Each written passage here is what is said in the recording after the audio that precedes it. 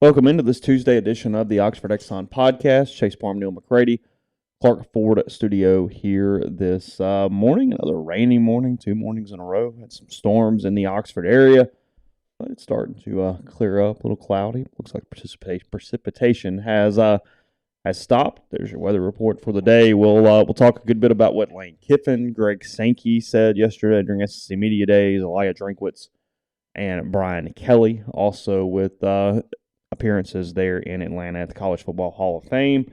Nick Saban currently at the podium as we're recording this around 8:15, getting started this morning. So heat advisory today in Oxford. You know that? After the rain, really? So it's going to be one humid son of a gun then.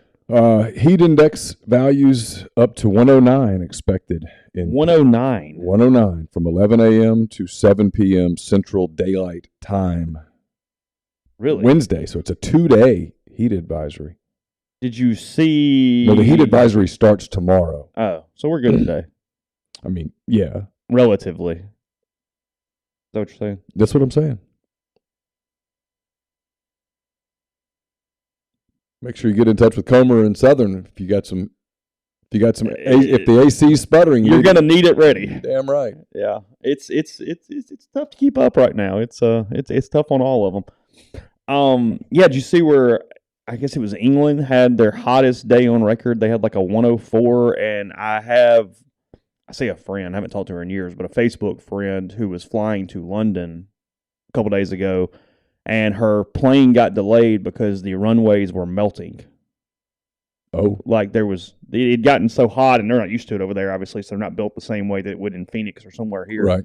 That literally the runways were buckling and changing. Oh. Construction, yes. So what'd they do? She ended up there, so I don't know what exactly happened, but yeah, she was paranoid. It was for like a PhD ceremony. Anyway, it doesn't matter. But she was trying to get over there. Something had been delayed several times for multiple reasons, and she waited to like the very last second to go ahead and tell people, hey, like, I think I'm probably going to do this. And as soon as she hit the Facebook post, like 10 minutes later, they said, actually, we are a pilot short and the runways are melting. So, well, okay, there goes that. I have to figure that out from there. So, but yeah, it's I did see somewhere where they had a record, like it was like 104.1 or something somewhere in the UK yesterday. They are not built for that. They get humid heat there, right? Don't know. I've never been. Yeah, no idea. I mean, but the thing is, it doesn't necessarily get hot to have that level of humid heat, right? I mean, it rains a good bit, so it's kind of wet, but. Yeah, I just don't. I don't know. I've never been to Europe. Do you want to go? Do I want to go? Yeah, I'd like to go. Do I think I'll ever go? Probably not. It's not a high enough priority to actually make it a thing. Yeah, probably not. Okay.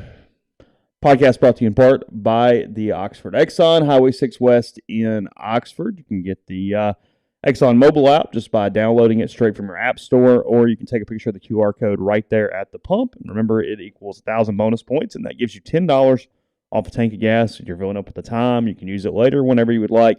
1,000 bonus points, $10 with the Oxford Exxon. Let them take care of dinner for you tonight.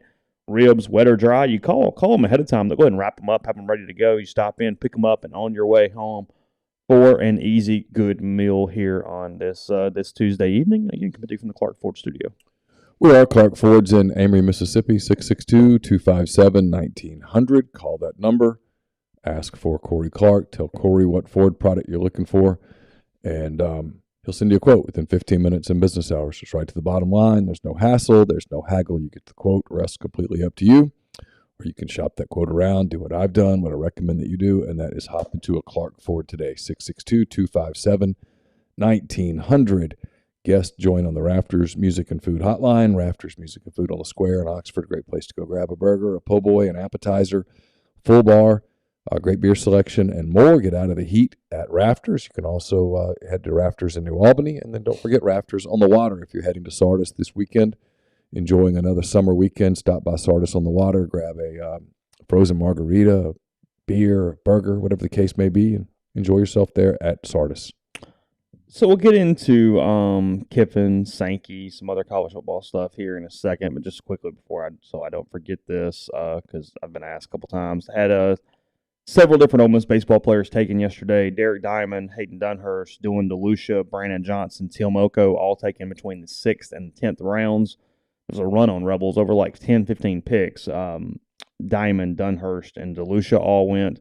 Then Johnson in the 9th round by the Royals and Elko in the 10th by the White Sox. As we said yesterday, he was one of those pretty obvious senior signs to save some cash. If you signed yesterday, if you were drafted yesterday, you're going to sign. They knew going in that they were not going to waste a pick they ended up losing for the most part. So there's no huge reason to stay on that watch. If all those guys that were drafted, they will sign and start their professional career. So that will be it for Dylan DeLucia. I'm getting asked about Justin Bench and Kevin Graham. I assume they're going today. I mean, Kevin, even in that parade speech thing, kind of gave away that he was done. So I'm not expecting some sort of surprise there. Well, stock's not going to go up. Yeah. So that's his thing. I mean, it's a little interesting he wasn't taken yesterday, but there's a lot of good players. Stuff happens. How you project, what position do you play in the field? He doesn't really have a position. He doesn't really look like an elite prospect. Yeah. So I think he just had a bad day, if you want to know the truth. I think that's probably what that is, and he will still – somebody will sign him Someone will today take him, and if they don't take him, someone's going to offer him a contract. Yes. And at this point, he just needs to go play. Yeah, so I don't think it's indicative of anything yesterday, I guess is what I'm saying there between those two. I will check just to 100% and make sure, but I still think they are both done with their collegiate careers. The good news for Ole Miss is they had no other high school surprises yesterday. Saunier and a couple other guys could have gotten Leje could have gotten $500,000, $600,000 if they would have taken that level of money and been a pick at some point during the day yesterday, and that did not happen. So I think Ole Miss is in pretty good shape outside of Ferris and Anthony, and then what they lost from their current roster, if you will. So there's that. Quickly, I know I was going to get asked, so before we get off into football, and sometimes I forget to come back to things, so go ahead and knock that out. I'm really happy for Derek Diamond. It's a great kid. Injury, struggles, some mental stuff, a lot of reasons for why his college career did not necessarily pan out the way you would hope. But going to get a fresh start. I'm assuming his medicals are at least where they are not upset by them there with him getting taken by Pittsburgh. And now we'll see what happens with his career. I expect Drew McDaniel to get drafted at some point today also. I think he's probably the one extra guy off the board. So the Diamond thing will always be weird to me because that's a story that we'll never be able to all fully tell. And now I don't even know what I believe. And so I will watch it interesting. Because he was taken where he was. Yeah. I mean, 6 rounds. There's some value in the 6th round. 6 rounders make it to the major leagues all the time. So I'm interested.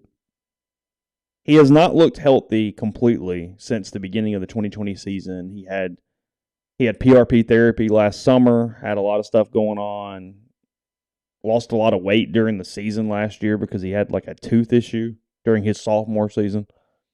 Yeah, it's there's a lot there. Or a lot potentially there for him, but he's taken and he will sign. I know he was in the transfer portal, but he was going to get drafted and go. That was kind of irrelevant. That was just a stopgap measure in case something went horribly wrong.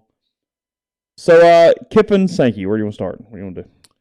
Oh, let's do Kiffin. I think that's what most people are interested in. I mean, Lane had some. He played the hits. He said the same things he's been saying, which it. Can I get to one thing to get off my chest? Then I can be productive at this point. The people out there that are like, Kiffin wasn't as entertaining as I expected. When precisely has he been entertaining in a group setting? It's not who he is. At all. Why? And I still will run into people that go, hey, what's it like covering Kiffin? He's like Spurrier, right? It's like he is the exact antithesis. Yes, he's the total antithesis of Steve Spurrier. It's not even in the same. Steve Spurrier will sit down with you and have a conversation and talk to you and at least pretend to enjoy it. Mm-hmm. I mean, I don't know whether it is shy, aloof, just kind of antisocial. We've been told he struggles mentally in large groups. That's since he got here. That's been I've seen him struggle in small groups. Yeah.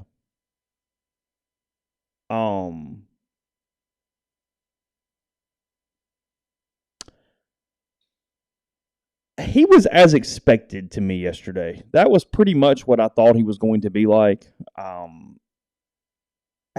people who have not paid attention to what he said found him pretty interesting and vocal, obviously, on the NIL stuff, on the portal, on the language that he used regarding, professional leagues and status and payrolls and all that stuff. Neal's finding the quotes. But stuff he's said. So, obviously, Ole Miss fans have been following and paying attention. It was just it was a regurgitation of that. He just said it on a much bigger stage and in front of a lot more people when most coaches are more careful than that in that setting. I did not come out of it with anything where I went, wow, that's really interesting, because I felt like I had sort of heard it all before, which is back to the conversation of media day is not really for, especially the coach that you cover. It's not really for fans who have been paying attention every day in today's crazy media cycle as it is, where coaches talk year round about these same things. It was a regurgitation. That's what yesterday was.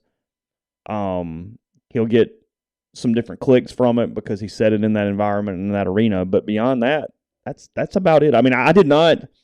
Neal and I were discussing, what do you kind of take from this? What's here? What do we do or not do or whatnot? And I don't know if he had one answer that surprised me or I felt like I knew anything new yesterday. Is that fair? Yeah. Unless I'm forgetting something. The only thing he said yesterday that I found to be kind of moment, right, was in the local media gathering, without prompting, he brought up the idea that culture is going to be important. Yeah. I didn't think that was by accident. I've subsequently talked to a couple of people who've told me, no, there's some issues. And again, before anybody goes, oh, God. No, it's what you would expect. It's what you would expect from a team in a summer. Sure. I've never covered a team that didn't have issues. Great teams, bad teams, every team in between. And I've covered teams that went undefeated, and I've covered teams that went 2-10. They all have culture stuff that happens, pops up, issues. People don't like each other. People are unhappy. That happens.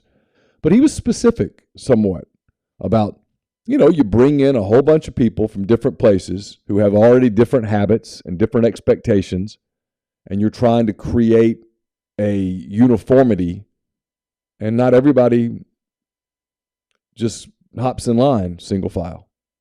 If you ever fly Southwest Airlines, there's always people that don't understand the boarding process. You know what I'm talking about? Sure. Always. Yeah. And they got people that are, hey, man, you're supposed to be in the B group. You're standing in the A group. You're in the way right now. You're not where you're supposed to be, and this is going to cause a problem if you don't go get where you're supposed to be. That's just kind of where people are. And that's something that he brought up. And then he was asked about it. I don't have that part in front of me because that was not in a transcript. It's up in my story, which is at rebelgrove.com. If you don't subscribe to rebelgrove.com, today would be a good day to do it. We're about to get started with football coverage. Basketball season should be interesting. Obviously, a baseball season is going to come around where they're defending a national championship. So there's a lot that we offer at rebelgrove.com, and you can get it for the inflation-free price of $9.95 a month. If you sign up for an annual subscription, it's like $8.46 a month. So, it's a pretty good deal. Inflation-free is a good ad line, isn't it? That's pretty good. Go ahead. I'm told Rivals pushes back when people really offer that. Yeah, they don't appreciate that. Whatever. Also, hit the like button in our YouTube stream. Hit the like button if you would. And if you're not a subscriber, please subscribe. Tell a friend. It's free. But I'm looking for the other quote that was the one that got the headlines is the NIL stuff, and I'm searching for it. Lane was asked about Alabama. He was asked about Kentucky. He was asked about Arkansas. He was asked about Auburn. He was asked about the mustard bottle. Trick plays. Then he was asked a question. 1 year into NIL, what have you found works with NIL? What doesn't work? You say college football is all about money right now. How have you managed that in your program? You mentioned that maybe there needs to be general managers. Have you kind of delegated that responsibility to someone already? Lane Kiffin's response was, and I quote, well, the first question is the keys to NIL and how do you deal with that? You have really good boosters. That's how you do well at it. I'll say what other people say. As you know, it's like a payroll in baseball. What teams win over a long period of time? Teams that have high payrolls and can play players a lot. We're in a situation not any different than that. I'm sure other people said it. I said day one, you legalize cheating, so get ready for the people that have the most money to get players. Now you have it. It is what it is.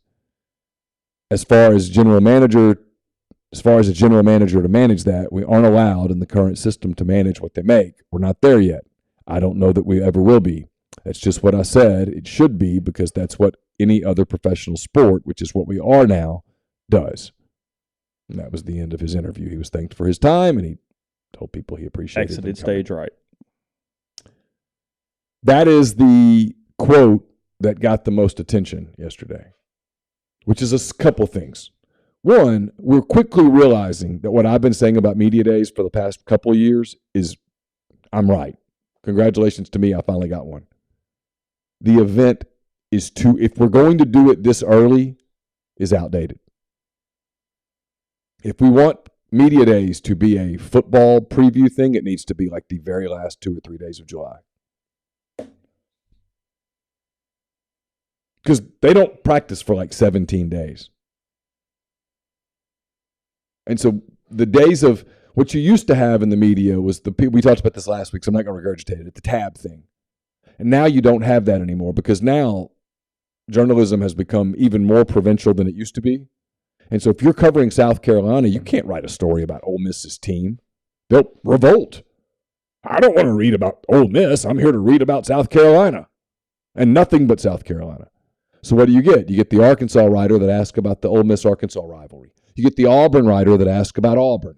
You get the Kentucky writer that asks about Kentucky. Hey, you guys played a crazy game 2 years ago, huh? And they're going to come there. They're getting a Ole Miss quote about Kentucky. Yes.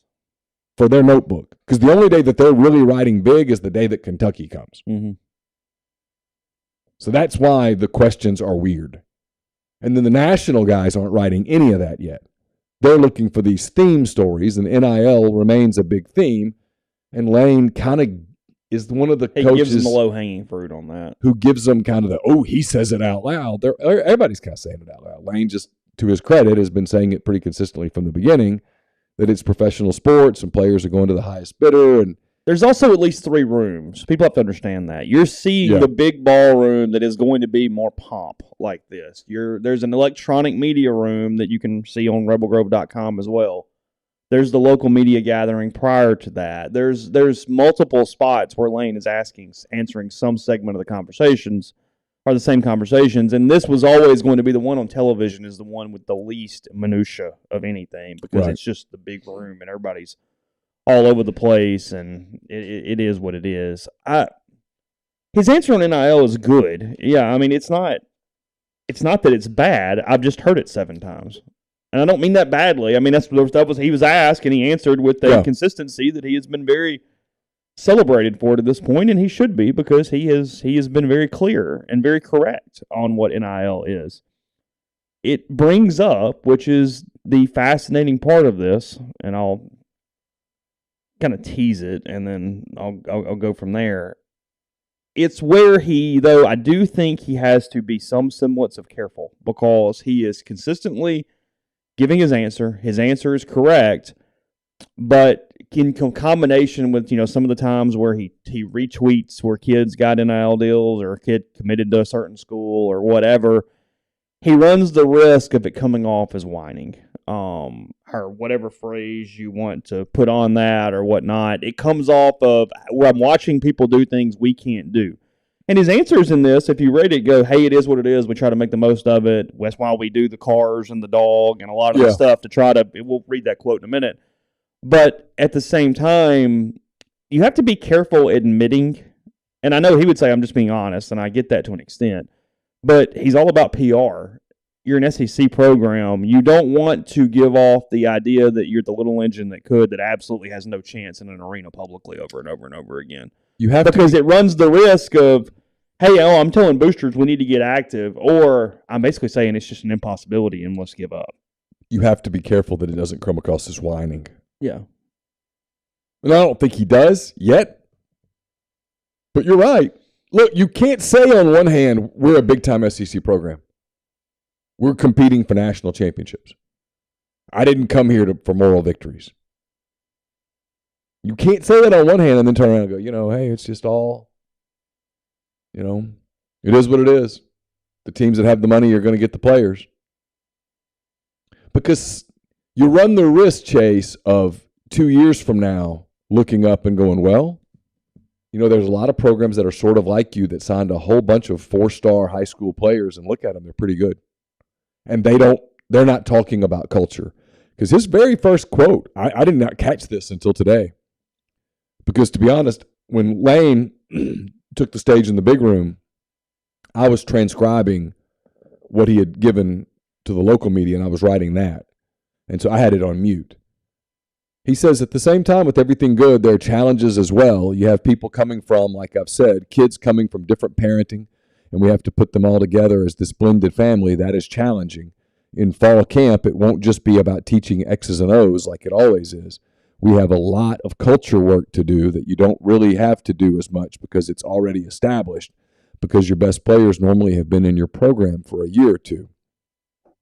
It's twice that he brought that up without prompting. It tells you it's on his mind, that one of the issues with the best players on your team being transfer portal guys is that they have not been ingrained in your culture. Yeah, there's a couple things there. We'll go to that in a second. First, two about Community Mortgage, Oxford, Memphis, Soto County, and Chattanooga. All underwriting and processing is done in Memphis. You're getting local underwriting and understand your market. Leader in condo financing, the flow down option, and more. You can find Jason at 662-234-2704 or JLOWE at communitymtg.com. We're also brought to you by, I'm having to pull up something. I was switching files there. Southern Traditions Farm. It's a 68-acre, 32-stall upscale equestrian training and boarding facility in Canton, Mississippi. They've got sand rings, a grass ring, miles of wooded trails. So much offered at Southern Traditions, including horseback riding offerings, from beginner lessons with trainer Susan Walt to buying your first horse and competing at nationally recognized competitions. They got a lot going on at Southern Traditions. Host parties, events, all of those things as well. So get in touch with Bowers Cone, Ben and Hillary Craddock, and as I mentioned, Susan Walt on Facebook or Instagram at Southern Traditions Farm. We are also brought to you by Corinth Dental. Don't just accept what you see, but imagine something new. Step forward, chase after a better version of yourself every day. Corinth Dental is helping people reinvent themselves one smile at a time. Dr. Bubba McQueen, Dr. Jenny Beth Hendrick are devoted to restoring and enhancing the natural beauty of your smile using conservative state-of-the-art procedures, including Invisalign. These clear aligners are the virtually invisible way to improve your smile. So call Corinth Dental today for a no-cost digital scan of your teeth. Let them show you the way to a straighter, healthier smile. 12 months, no interest, no down payment financing available at corinthdental.com. And we're brought to you by The Rogue.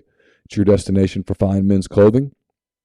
Their stylist hand-select pieces from top designers, from work to lifestyle to nightlife. That's the perfect something for everyone at The Rogue.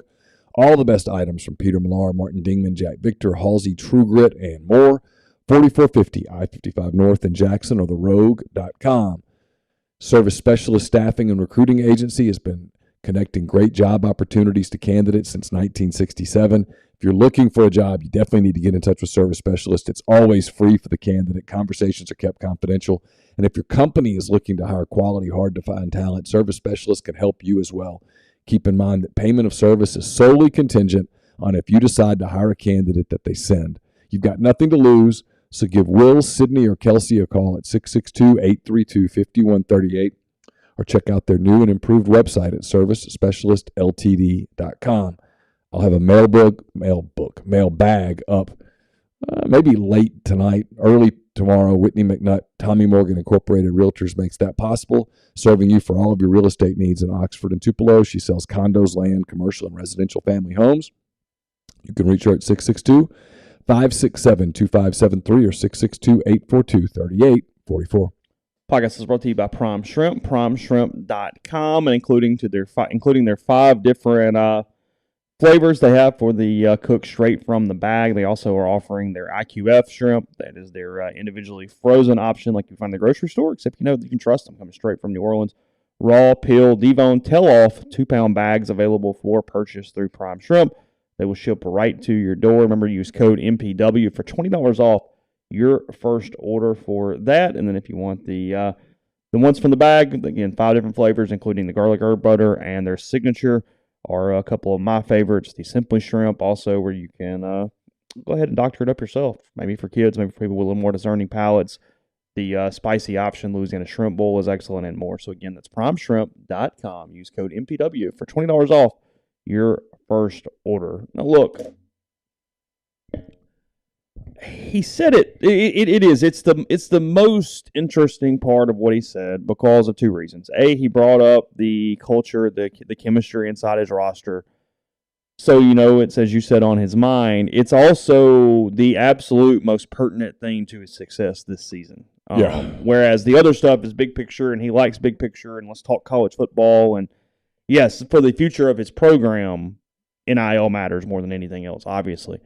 But for the 2022 season, how these guys coexist, how they meld together, that is the most important part of everything. Because, and he was asked this too about what are you doing with leadership, with these different things. And it's not just about the number 1 or number 2 guys from a leadership standpoint. Although they are trying to find those guys. He goes, look, it's probably not a quarterback this year because Altmaier and Dart, neither one's the starter. They're young guys. You had Sam Williams that was unique in his way to be a leader. You had Chance Campbell and those guys last year. It's going to look different in all those different ways.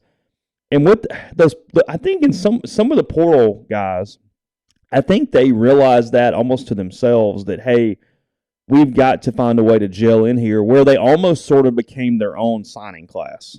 They kind of banded together, not in a us versus them way, but hey, let's all get together and then let's find our best way to implement into the overall roster. I think it's been an emphasis throughout. I mean, we've heard Truly talk about it and different guys of what that needs to look like prior to the fall. And look, it's one of the hidden things to what made them able to go 10-2 or have a hell of a season last year is they gave a crap about one another. And I know it sounds crazy and it's cliche, but it's true. Sure. They didn't give up in a lot of those areas where you could have dropped games and you could have let some stuff get at you and all those different things. They really did care. And developing that care for a guy that you only met a couple months ago, you haven't been through adversity with, you haven't been through the war with, you haven't, other than some 6 a.m. workouts where you're both kind of tired when you run, there hasn't been much there to put that into play as far as those guys. So it takes a very strong group of returners, and they've got that, especially on the defensive side of the ball. They got a lot of guys back that have been around. I mean, your Otises and AJs and those kind of guys. Offensively, you've got an offensive line that can kind of no pun intended, broker that a little bit and different things. And then it also takes a really, really mature portal class. Those guys, you've got to vet your portal additions beyond just can they play, how they coexist with your roster, their maturity that they bring to the table every day matters probably more because everybody knows the score. Everybody knows they're coming in to take a job that was left over from somebody leaving last year. Everybody knows that it was a business decision in some ways to come play and go to the NFL or whatever it is their goal is. That in and of itself creates some potential chemistry issues because you've also got the guy that's been sitting there trying to get on the 2 deep who's been a 3-year guy and been a returner, and he thinks it's his turn now. And, hey, you're just stepping right in here after transferring from State College X, and you didn't put this time in, and you don't know that guy like I do, and I've got this chemistry. It's a web. You gotta tread that correctly. And there's no guarantee. They did a really good job last year with the people who were implemented in. They really, really did. There weren't that many, though. No, it wasn't at all. And most of them were in a second-year deal. Mark Robinson had been hanging out for a while. He was best friends with Otis Reese. That doesn't count. That's not the same thing. Really, the only one was Chance. And am I missing somebody? The year before that, there was the tight end. Ja'Cory Pearson, maybe? Kinda. Yeah, I mean, I'm reaching. It's nothing like this. I mean, this is a fascinating year for Ole Miss because they didn't do a lot in high school recruiting, and instead they went heavy on the portal and brought in guys that are going to have to play. I mean, potentially at quarterback. And what does that look like? I mean, Lane was, as we expected, Lane was pretty careful about the quarterback answers. He gave away nothing. He got asked a specific question about Luke and answered it positively. Got asked, mentioned a couple of times that they're both still young guys, both still learning. They're both just 19 years old. What happens at quarterback if Jackson's not the starter? He signed thinking he would be the starter. Is he a good soldier? Is he a good citizen? What about the people around him? What's that look like? What happens if Luke's not the starter? It's one thing to sit behind Matt Corral. Sort of knew that was coming. It's another thing to sit behind a guy that they brought in to take your job. Mm-hmm. I'm not saying he's going to go blow up the locker room or anything, but do you become disgruntled? Do you start spending some of your time looking for another job? Because if you're looking for another job, you're not completely focused on yours. Look, it's almost every position you can potentially have this issue that you have to mind it. I mean, it's not just quarterback. And again, I don't think there's any issues, but it's Kentrell Bullock still being 14 potentially. You know what I mean? I mean, it's everywhere. I was actually thinking that might be the one position that's kind of fireproof a little bit. That's about it. I think it's still two new guys coming in. I think offensive line is going to be solid from that standpoint because they've got some real leaders in that room. Mm-hmm. Yeah, Nick's a natural leader, and Mason Brooks is one of the sharpest people I've ever encountered in athletics or in general. Yeah, Jeremy's a good kid. I mean, it's fine. Yeah, they're fine. Yeah, Eli Acker's a good kid. They're fine. They'll be good there. Defensive line, you've got a bunch of competition, and so who knows? Linebackers up in the air. And at DB, look, and they've already had some culture issues at DB. I mean, okay, they have. Just trust us here. Yeah. One of the culture issues resulted in a player missing spring. Yeah. How do you – there's only so many minutes on the court, right? Mm-hmm. In a college basketball game, the one thing that you know going in 200 is you have 200 minutes. That's all you got. Not 217, 200. It's a finite number. So there's a number of snaps in a game. How many reps do you get? And if you're not getting enough reps, are you happy? How does all that work out? Now, that's the good problem to have when you have too many players and not enough snaps. But there's some stuff.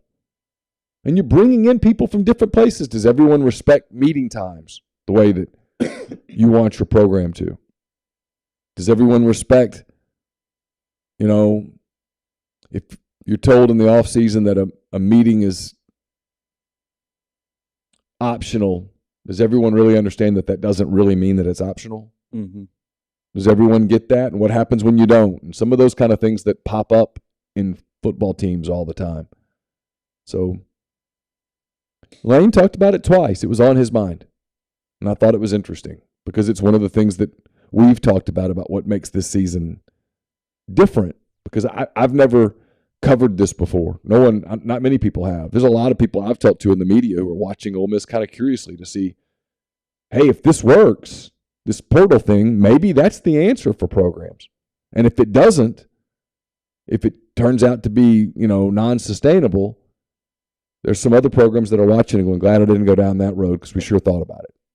Yeah, look, there's a lot of competition. There's a lot of talent in that defensive backfield for Ole Miss, but you are also figuring out minutes for Tennyson and Young and those dudes. I mean, it's not. Yeah. I mean, Ashim Young was was an all Big 12 player. He didn't come to sit. No. He came to build his NFL stock. Mason Brooks came to Ole Miss. Why? He wanted to prove he could play in another system, prove he could play in the SEC, and elevate his stock specifically with the Senior Bowl and with the NFL Draft. That's why he came to Ole Miss. He could have stayed at Western Kentucky another year. He was fine. He could have gone pro last year. Yeah. It was mentioned in the thread from Alan. He's right. Lane did say that. He mentioned that the portal's great if you haven't had time in a program to build depth other ways. It sort of flooded off top of my head and kind of moved on, though, because he hasn't put an emphasis there now either. Like, I don't really know what that means because there isn't an emphasis on building high school depth. For NIL, whatever the reason is kind of irrelevant. The point is that's still not what they're doing right now. So I don't know. I mean, nobody asked him to mine it deeper, but I couldn't quite make that matter when he was talking because it's not what reality has been to this point. I think he'll get some of those questions in August once we get past the newness of practice starting. When someone's like, hey, I need something different here, typically it's me who asks those questions. And I'll probably get to one of them at that point of, hey, it looks like you're not committing as many high school players as some of the other programs in the league. Is that intentional? Is that intentional? Do you believe that what you're doing with the portal is the way to go at Ole Miss? Do you believe it's sustainable here?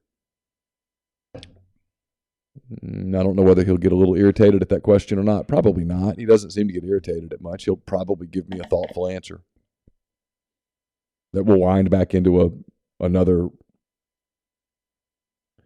not regurgitation because that sounds like it's negative, but another sort of conversation about NIL. And I don't criticize him for being repetitive. If you get asked the same question 100 times different ways, you come back to the same answer. Yeah, it was people who had not heard that answer prior, at least in a setting in person. So, I mean, whatever. Yeah, I mean, like he was asked a question about Michael Trigg. He says, very talented player. Again, another young one that just finished his true freshman year, had a really good spring game, has done some good things, has a really high ceiling. And then unprompted, with all these portal guys, especially the young ones, we have a lot of work to do to get them into our systems.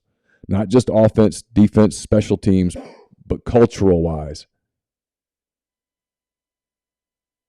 I mean, I have no idea whether that's specific about Trigg or whether that just created something that popped into his head about transfer portal guys.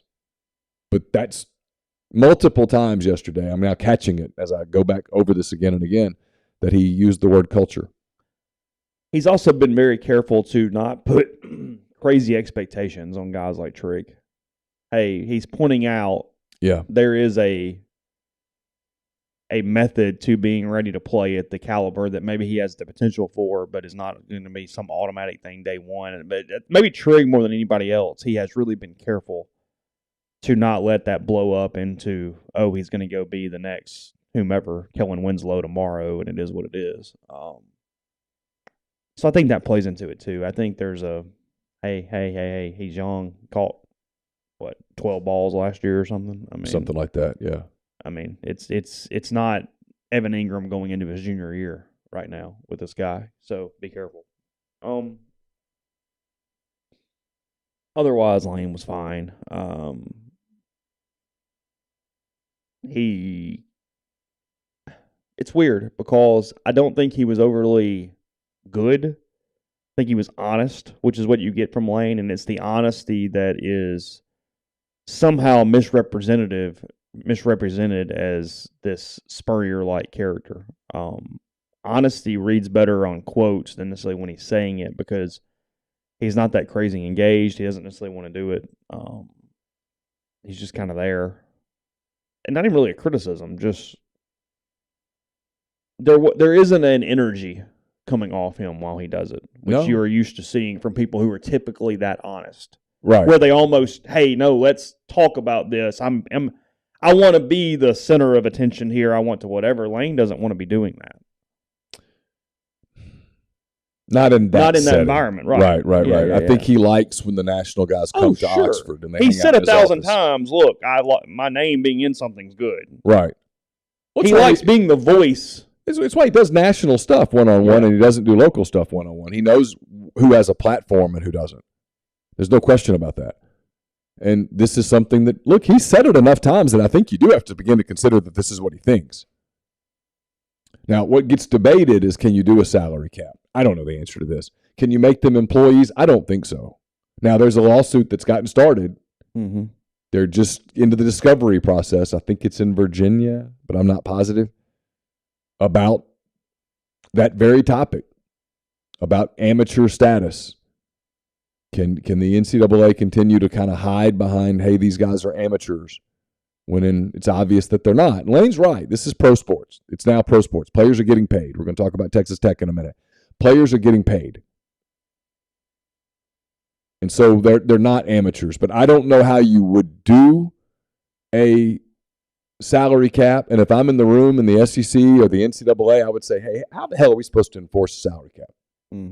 Like, tell me how we do that. And that is where, and this is going to come across as a criticism of Lane, and it's not. This is a criticism of everyone who complains about the system, and they have legitimate complaints. When the other side goes, okay, for kicks and giggles, how do you fix that? What do you suggest? Give me a proposal. And they go, well, we could just make them employees and give a salary cap. All right, well, who does that? Who enforces that? Explain. Bringing unions in now? And the answer is, well, I don't know. Okay, so then we've hit the wall, fellas. I mean, we're like splat. Yeah, it turns into that thing where you have the person who goes, well, I just feel like that's not the way to do it. Okay, what do you think? I don't know, but I just don't feel like that's it. That's above my pay grade. Yeah, well, whose pay grade is it on? Because those are the people that, like Greg Sankey, you can just almost imagine Greg Sankey standing over in the corner of the room when these conversations happen. Brian Kelly, the LSU coach yesterday, said, we will not be outbid. Quote, unquote. We will not be outbid. Son of a bitch. I mean, and I heard people go, I can't believe he said that. I said, why? Why? It's the truth.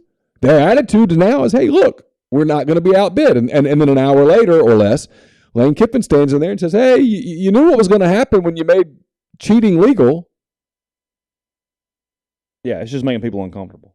And I was like, well, can we fix this? And the people who are you've known me for a long time. How often do I defend the NCAA?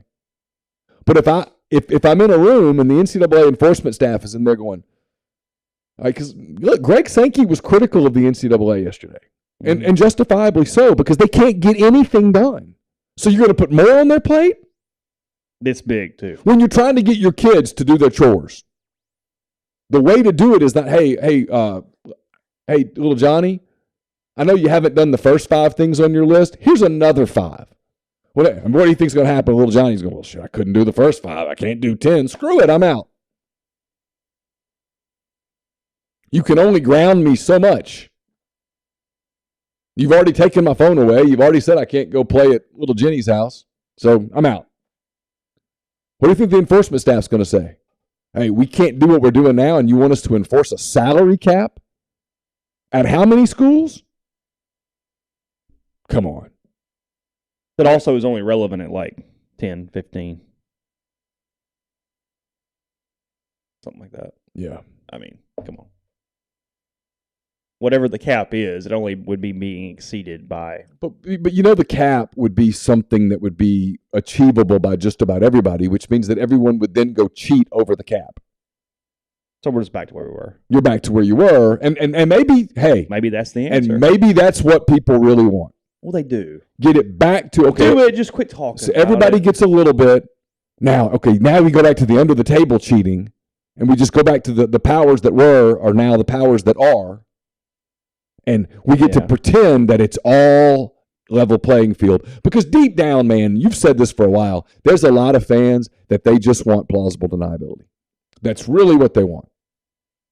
Yeah, the period of the game. They want to be able to go to the game and go, hey, this is even. My team's got a shot. And then when they lose, go, they cheat. They cheat. We don't cheat, they cheat. And now it's like, they just bid you more. They outbid you. Mm-hmm. Their coach said it out loud. He did. And the bidding's legal. Kinda. Brian Kelly's not in South Bend anymore. Makes no bones about it. No. Podcast brought to you in part by Johnson Hill Creamery, small batch traditional cheese and fermentations, charcuterie, bakery, catering, grazing tables, and much more. You can try all their different menu items at johnsonhillcreamery.com. Shoot them an email address at cheese@Johnson Hill Creamery, and go to their Instagram page. That's at Johnson Hill Creamery. Plenty of different new creations there. You can see video of them making their own homemade canola shells. They've got a Tasting Tuesday. Hope you take advantage of that today. It's from 11 to 3. All through July and August. They have one house condiment, one house cheese as well every single Tuesday. You can try, come back the next week and see what is available. Come week after week to try their new options. That's White Oak Lane, just off Molly Bar in Oxford. And again, that's 662-419-9201. Brought to you by Opa, Oxford's newest restaurant on the square. Gyros, wraps, kebabs, redfish, lamb chops, handcrafted cocktails, frozen libations, an amazing candlelit patio, and more. If you're coming up this fall, make Opa a part of your plans. 306 South Lamar, just south of the Square Courthouse in Oxford. Get in touch with my friend John Edwards of Regency Travel Incorporated if you're trying to close out your summer with a special trip that creates a lifetime of unique memories. If you're already thinking about the holiday season, whatever the case may be, 901-494-3387 or jedwards@regencytravel.net. Pinnacle is home to the Pinnacle 401k advisory services team. They'll conduct a complimentary, no-obligation benchmarking and analysis of your current 401k plan. It's mypinwealth.com, MYPINN wealth.com. If you're starting to transition from your college baseball national championship gear to getting ready for some football gear to bring up for the fall, go to the College Corner, collegecornerstore.com, plus 2 locations in the Jackson area, the largest selection of Rebel gear in central Mississippi. Have a heat advisory in place for tomorrow. So if you're in the North Mississippi area, Memphis, and your AC's acting a little funny, today would be a really good day to call Comer Heating and Air, Southern Air Conditioning and Heating. Different names, same great products, same great services.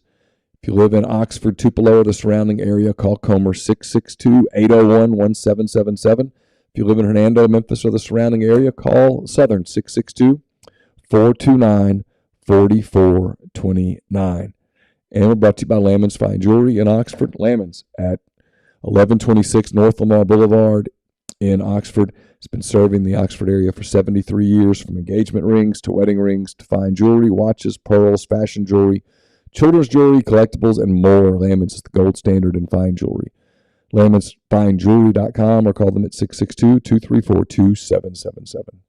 Podcast is brought to you by Northeast Spark, NESPARC, the Ignite, the 100 Mbps, or the Blaze, the 1 gig that powers the Clark Ford studio. I have it at home as well. Your hometown team bringing you world-class broadband. That's nespark.com. 662-238-3159. Phone service, parental controls, network security, and more. So you can call their office, get the best internet in Lafayette County. That's 662-238-3159.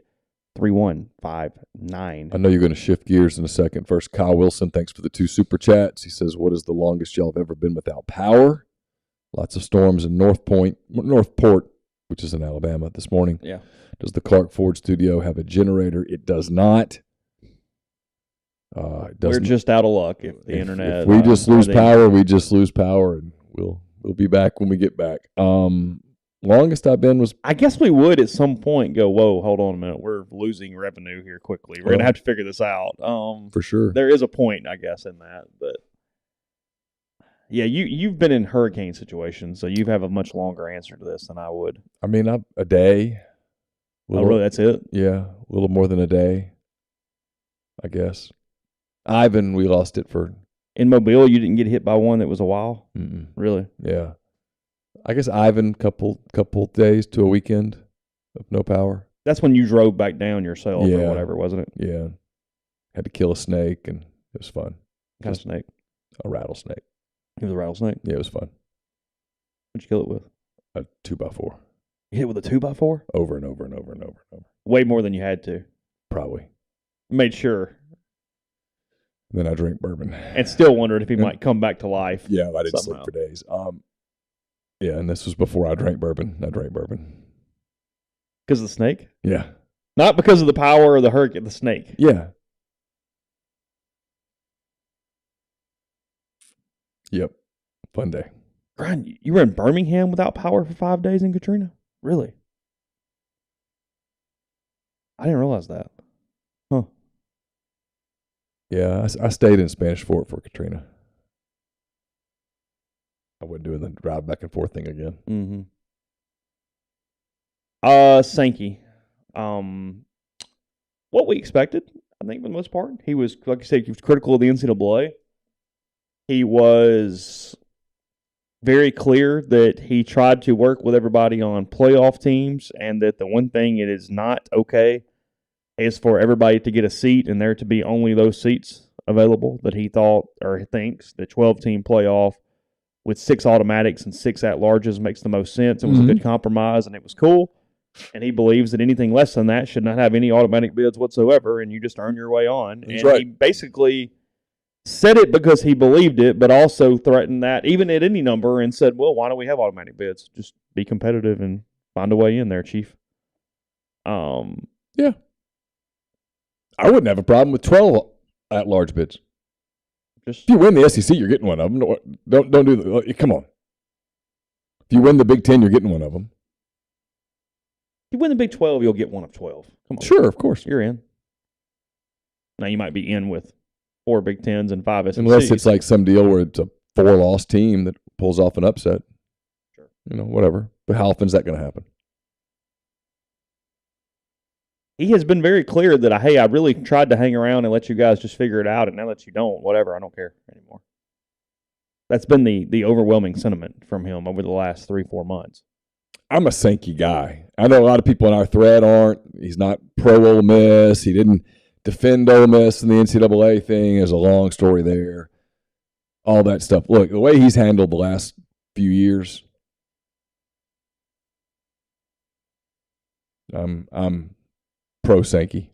I would vote for Sankey in an election. Oh, he has probably been. This is interesting. I don't know the answer is. I'm trying to think through it before I even say a sentence. Given, he would definitely answer that question. He's going to make it as easy as possible for Notre Dame to be in the playoff. Sure, for a number of reasons. Yeah. And the fact that if Notre Dame's 11-1, they're probably going to be in the playoff. And if they're not, they won't. The Notre Dame thing hasn't been a problem. It really hasn't. They got in maybe once they shouldn't have gotten in, but whatever. How do you think Slive would have handled these last couple of years? Because frankly, I don't know that he would have handled it with as much deftness as Sankey has. No, he wouldn't have. He was not as. He was more of a bully. He was not as diplomatic. No. But look, make no mistake. Sankey is a guy that, like I've told you, I've just told you this. When the final vote comes in on the scheduling, it's going to be unanimous. Let everybody have your certain Saban-esque to Sankey. Everybody's going to get your. I'm going to let you express your thoughts, get it off your chest, but we're going to vote here and move forward. And here's how we're voting. He's powerful, but he's diplomatic, and I think he's truly a guy that. I think he truly does listen to people. I think he's smart enough to know that he's not the only smart guy. That there are other smart people and that you're foolish if you don't listen to those people.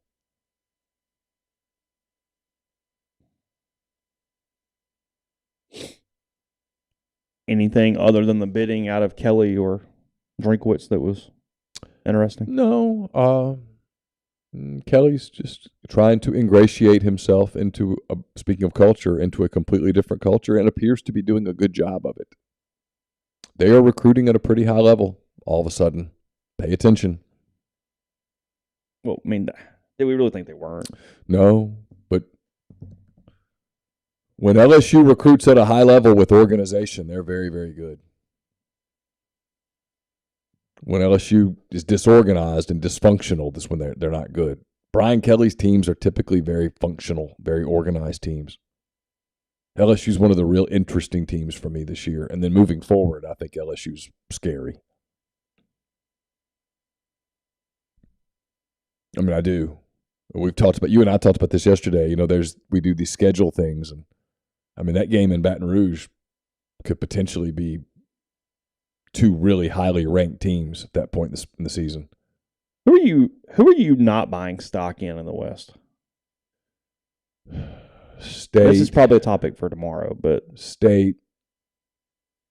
See, that's the problem. You get past them and Auburn, can make it. Yeah, I'm not buying Auburn. It. With too many people say, "Oh yeah." No, look, I told you this the other day. Who's going to win the West? If someone comes down to you and goes, "Who's going to win the West?" You go Alabama. But over a 3-year period. If I said, "Hey, you got to buy stock today, and you got to have that stock through 2025 or 2024, whatever." Ooh. Again, that's a good question. It's tomorrow. Yeah, think about it. Well, my point is the West. I'd have questions about Auburn because I'd say, who's Auburn's coach? Yeah, sure. Oh, I'll throw this in there tomorrow for grind because I do think I kind of want to do the stock conversation tomorrow. We're going to have a little different. Yeah, because I want to have some time to think about it anyway. Kelly has a higher ceiling at LSU than at Jimbo at A&M, ? Yes, because LSU has proven that good coaches can win national titles and bad coaches can win national titles. Yes. Brian Kelly's his ceiling at LSU is far higher than Jimbo at A&M. The best coach in the history of the game won a national championship at LSU. Yes. A very quirky, but good, somewhat disorganized, but solid coach won a national championship at LSU.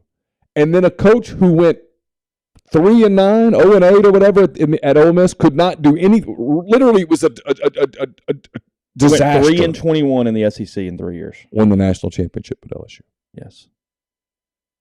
His 3 SEC wins were Kentucky, Vanderbilt, and Mississippi State once. Why was he able to do that? Because they were able to go out and get Joe Burrow, Jamar Chase, Jefferson, Clyde Edwards-Helaire, studs all over the offensive line, defensive line. They were able, and now the coach at Notre Dame, who's won everywhere he's ever been, says we won't be outbid. Oh, well, okay. Hold up. Tell me who's won national championships at A&M. I'm still waiting. Now, will A&M be really good? Sure. And when I talk to enough, look, it's the same deal with Auburn. If you talk to enough college football people who tell you this Auburn team's not going to do it, this is probably not going to go well. Even though I'm like, I don't know, man, it's Auburn, and they always figure it out. At some point, you have to kind of listen to people. I trust LSU to figure it out before I trust Auburn to figure it out. Yeah, and what I was going to say about A&M is when all those people are like, hey, if they keep recruiting like this, they can't help but be elite. Sure. I'm going to believe them. Because it's a valid question here. I mean, Hardman Thread says, so does LSU have more NIL money than A&M? Because if not, the answer is no. And no, they don't have as much as A&M. Today. Yet. They can get pretty damn motivated, though. Oh, fast. That's why it's a big year for him. It's year one. If he gets them excited, if they could roll a 9-3, a 10-2, scare the hell out of some people. Where that machine starts clicking. I mean, like that Ole Miss game. Let's say Ole Miss is, what could they be? That's week 8? Could be 7-0. Is that right? They'd be 7. I think so. Yeah. 4 Kentucky, Vanderbilt, Auburn. Yeah. 7-0. 7-0. 7-0 Ole Miss. In Baton Rouge. Rolls in there, ranked 5th, 6th in the country. Lane Kiffin. Woo. Maybe game day goes, it's be a good time to go down there. Get all the people all worked up. ESPN goes, we'll make that the 6:30 game. Uh-huh. You walking into a snake pit. And if he's got it going, a game like that could be what gets, when it's over, he could say, hey, just a handful of boosters. You want to jump in now? Was that fun? And they'll spend. Yeah. They laundered money through a children's hospital, for God's sake. They'll spend it legally. Yeah. So I don't know. That's a great question. What programs do you put stock in? How much? I'll have to think about this because tomorrow we'll have time to talk about how much 3-year stock would you put in Alabama today? And it is a good point that Grind has. If we're factoring in prices now, Auburn's stock is stupid low, whereas Ole Miss is historically high. Oh, now would be the time to buy futures stock in Auburn. Yeah. Because, look, if it doesn't go well this year, they're going to fire him, and they're going to go hire somebody who can compete with Smart and Saban. Sure, or at least that's the hope. Yeah, theoretically. Yeah. So, podcast brought to you in part by G&M Pharmacy, 662-236-2222. They deliver locally in the Oxford area, and they offer medicine for your prescriptions the same day each month and take care of you, whether it's one trip to the pharmacy or one delivery. You have everything you need when you need it with G&M. They'll also transfer your medications over. If you're tired of a big box pharmacy, you want somebody who takes care of you in better ways, let G&M help. Just make one call, and they will take care of the rest. Again, that's 662-236-2222. Automation and Control Systems, LLCs, owned by my friend Clay McNutt in Baldwin, Mississippi. It's a complete electrical control system solution provider and a Rockwell Automation recognized system integrator. I'm getting over it, but I'm not there yet. They've got a full-time dedicated emergency service and troubleshooting staff and a UL 508A panel shop. They can service and install Rockwell Automation, Allen Bradley, Siemens, ABB, Square D, and many other manufacturers.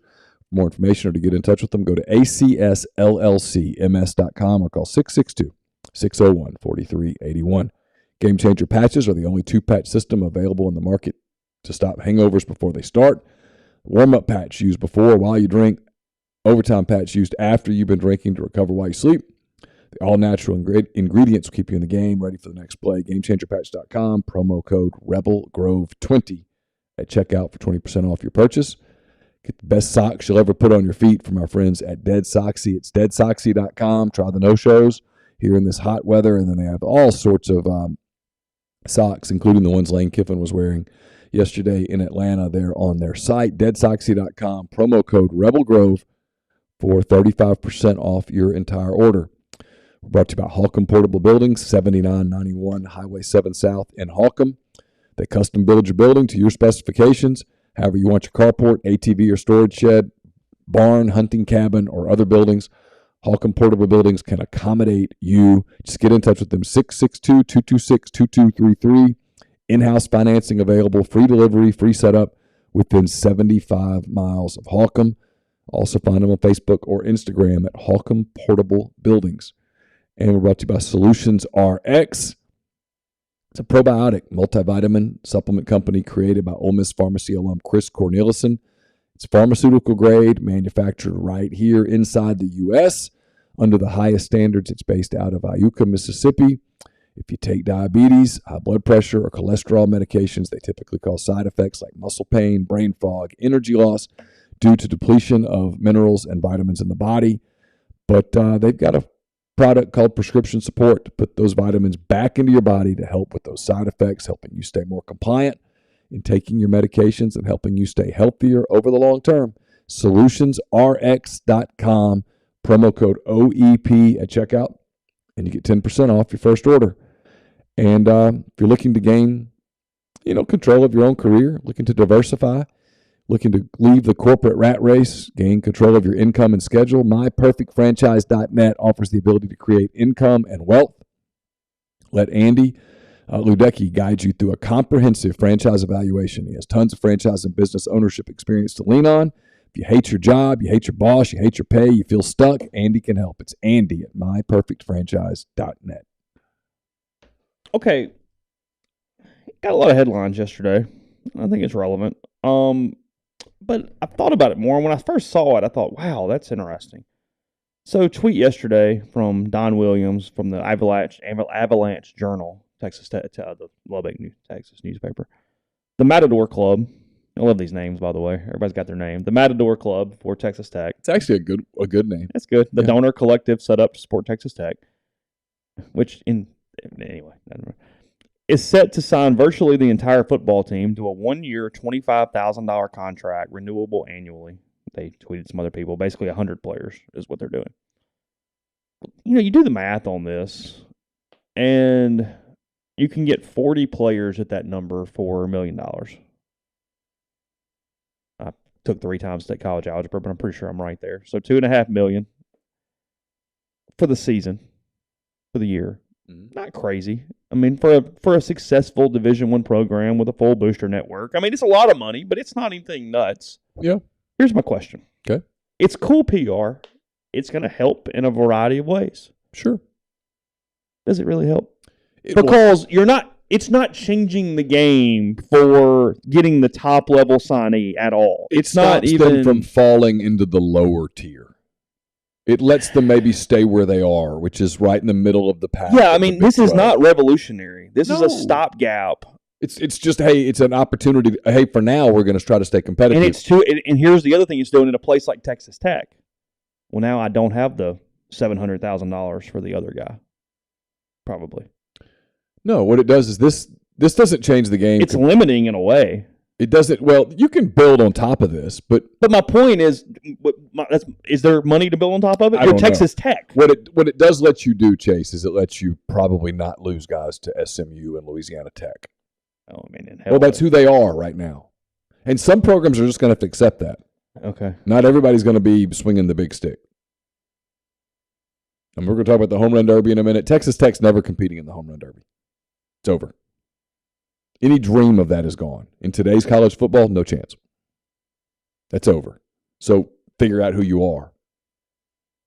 Go 7-5 in the renovated Big 12 and go to the Texas Bowl and play the disappointed 6-6 SEC team and be done with it. Have some fun. Make it a party. Free nachos for everyone.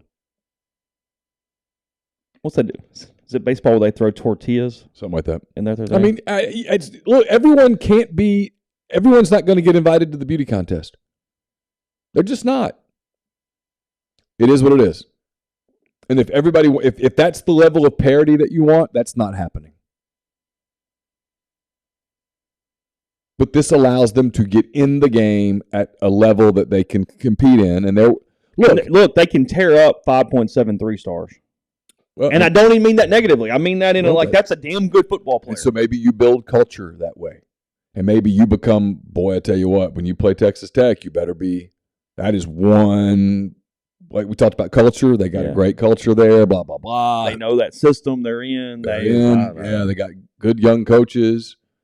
This does let you go on the recruiting trail and say, hey, if you come here, you're $25,000. You're going to get $25,000. Not nothing. What's now their boosters have to do this year over year. This is a 1-year deal. What did Louisiana Lafayette offer you? Oh, they didn't? Well, we're offering you $25,000. $2,000 a month. You know. I mean, are you beating Texas or Texas A&M with that? Of course not. But they never were. It's like you said, it's better than nothing. Oh, it's not nothing. No, I was impressed. I'm like you. Initially, I was like, oh, and then I was like, come on. But not everybody can do that. Not every school can do $2.5 million a year. In fact, I could bore this podcast to death and start listing schools that can't. Oh, sure. Yeah. So it's something. Is UCF going to do that? Is Cincinnati can Cincinnati go $2.5 million a year in NIL? I don't know. I don't know anything about their program. Once they get in the Big 12, maybe. Can USF go? So that's who you're playing.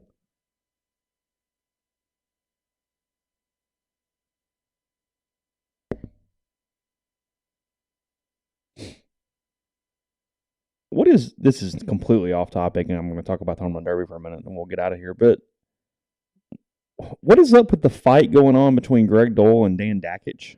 Oh, I don't know. Have you not? No. I'm seeing stuff all over the internet about Dakich being an asshole and something over there. I don't know. If you told me it's political, I'd buy it. I can't tell. I'm not. Dakich is pretty conservative. Greg's Doyle is very liberal. Yeah. If you told me that it's about politics deep down and that they're using other things, I'd buy it. Yeah, I have no idea. I follow Greg on Twitter, and I'm seeing lots of Dan Dakich, Greg Doyle stuff go on right now. I don't know that I follow either guy. Greg drives me insane half the time, and then has tremendous human interest columns that are just fantastic. He's very talented. They're really, really good. And Dakich is very good at clickbait and all of that stuff too. So they probably grind each other's gears in the state of Indiana. Okay. Fine, whatever. You were watching this last night. I did. Home Run Derby. Juan Soto wins. Kinda. Well, he was given the trophy. He was. A couple different things here. There's a rule that says you can't throw the pitch or the next pitch until the ball has landed on the previous. That rule was broken a lot last night. Rule was broken a lot, and then also ESPN just didn't count at least one home run, maybe multiples for Schwarber. It certainly cost Schwarber a tie at least against Pujols, and there was a lot of Pujols cheering yesterday. 42 years old. So my question is, intentional? It's a made-for-TV event. Did TV manipulate the outcome purposefully? It's possible. The rule gets broken because these are hyper-competitive people, and there's nobody to enforce the rule, and nobody wants to be. How is there nobody to enforce the rule? He's there, but no one ever stops it and goes, nope, that one doesn't count. Nope, the ball had not landed. But don't you just have that person on the scoreboard who goes, nope, that one doesn't count? Nope, that doesn't count. I don't know that anybody feels like they have that kind of power and doesn't want to be that Hold kind on of. a minute. Hold on a minute. I'm just telling you. Power in a home run derby? I'm just telling you. I've watched this before. I mean, I don't like it. It was on. I left it on. I was outside grilling. I was doing burgers, and I had it on, and some of these guys hit the ball a long way. But it stands to reason that when you hit a ball 460-something feet, that it's going to take it a few seconds to land. And there are already, in Schwarber's at-bat, in fairness to ESPN, it appeared that there were 3 balls in the air at once. He hit one that was like, woo. But that's breaking the rule. Yes, they all break the rule. And as it gets late, they really break the rule. Because they're in a hurry. Yeah, the pitchers just, balls. I swear there were 3 balls in the air at once. And like Soto at the end, he's incredible, by the way. Because you know what? I mean, I've told you what I would do. I want to see just how far a human being can hit a baseball. I would move fans out of areas that are on the sides that are dangerous, and I would hand these men 1998 style college baseball bats. That's what I would do. I would put drop 5s in their hand and just see what happens. I think you'd have to clear out the area behind the stadium. Do you really? With Soto and with this Rodriguez kid from Seattle. Oh, my God. They used to do this for the college home run derby where you just let them bring any bat they want to bring, and I would let them go get those 1999 LSU bats and hit drop 5s. I can't imagine Soto, Schwarber, and Rodriguez with those bats. You'd be seeing some exit velocities of 122, 123. Yeah, I mean, if I'm the pitching coach guy, I'm like, hey, can I get reinforced steel here instead of a net? The net's not enough. I mean, I'd be scared. Yeah, that's what I'd do. If we're going to do it, my God, let's do it. Let's see. This Rodriguez kid from Seattle. He plays in Seattle. Is amazing. Yeah, Major League Baseball has a problem because some of their best players, although one of their problems is about to get fixed, this Juan Soto trade, I guess it was Buster Olney said it's going to happen in the next 2 weeks. The asking price is astronomical. Do you pay it for Juan Soto? I do if my franchise is guaranteed that he will sign a 10-year extension. Sure, of course. Yeah. But how much do you pay running the risk that he walks in 2 years? You give up your franchise? You give up your top 6 prospects? Oh. I think that's the asking price, and I think someone's going to meet it. Burying yourself. He's an amazing player.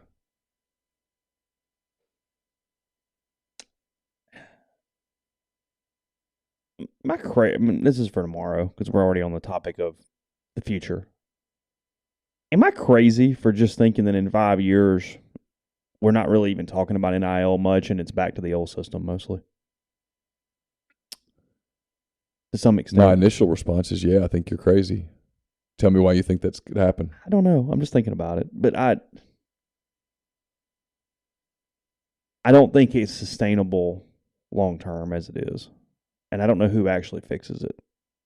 What are the signs, in your opinion? I guess I'm giving you things to think about. What are the signs that it becomes like what happens for someone in a position of power to do the politically incorrect thing and say, this, you know what, guys, this doesn't work. This is not sustainable. We have to fix it. Because that's what it would take. A cap that is too stringent. A cap that makes the cap irrelevant. If the cap's $100,000 per player, okay, who gives a crap? Great. But again, how do you enforce the cap? Nope. You're back to doing the under the table thing. My point. I don't know that we get there. Okay.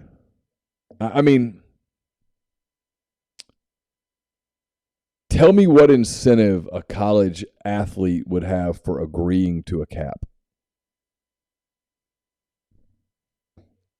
If I came to you and I said, hey, Chase, you can make more money, but wouldn't it be for the greater good? No, and I understand that, but they're not the only stakeholders in this. I mean, they don't get complete and utter decision. But they have power. They do.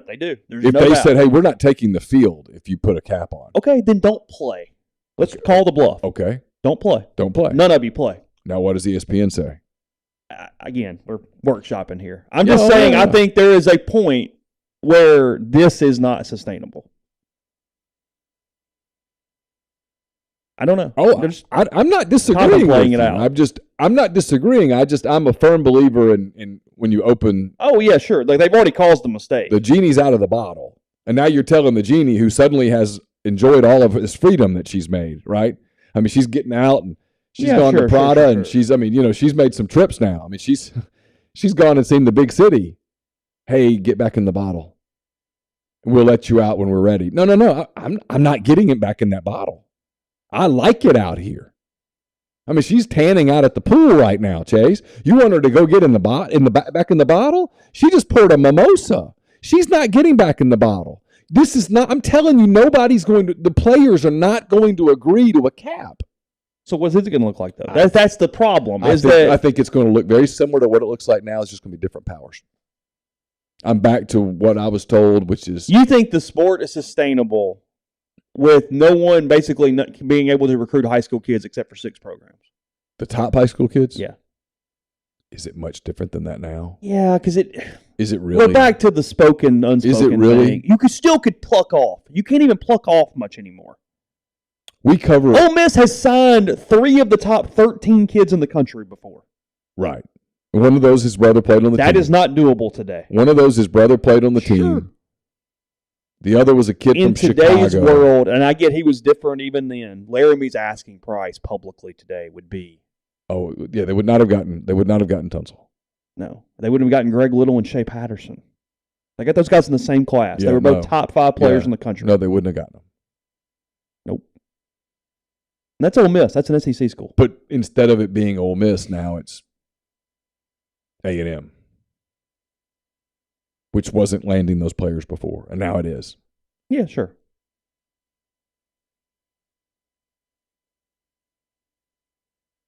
I mean, it's like we talked about with... No, I get the players have power. I'm not like... I get it. It's like we talked about with baseball. Once you go to the scholarship deal and you allow unlimited NIL, I mean, you and I did it yesterday. There's 5 schools that immediately come to mind as, they'll be in Omaha 3 out of every 5 years. Mm-hmm. I mean, you and I have a slight disagreement on one, but we agree on the others. I mean, LSU, Ole Miss, Texas A&M, Texas, and Arkansas are all superpowers the day that happens. I mean, Superman loaded up, no kryptonite anywhere, feeling himself. Yeah. And you think Mississippi State's in that category, and I think maybe. Yeah. So we'll go 5.5 superpowers. Boom. Yeah. Where I said, take those 5 that I named. And probably everybody else in the country playing a different game. And 3 of those 5, at a minimum, every single year will go to Omaha. Every single year. Yeah. 3 of those 5. Yeah. So at a minimum. And so is that going to happen in football where we go, okay, well, we have this group of superpowers now and everybody else just kind of has to figure it out? Maybe. Is that sustainable? It's what we have now. Look, we're going into a season this year, Chase, where there are 3 teams that have a chance to win the national championship. Yeah, sure. 3. Yeah. Is that healthy? No, but we've been there for a while. And it's 2 of them competed for the championship last year, and one of them is in this little Final Four thing basically every year. It's nobody new.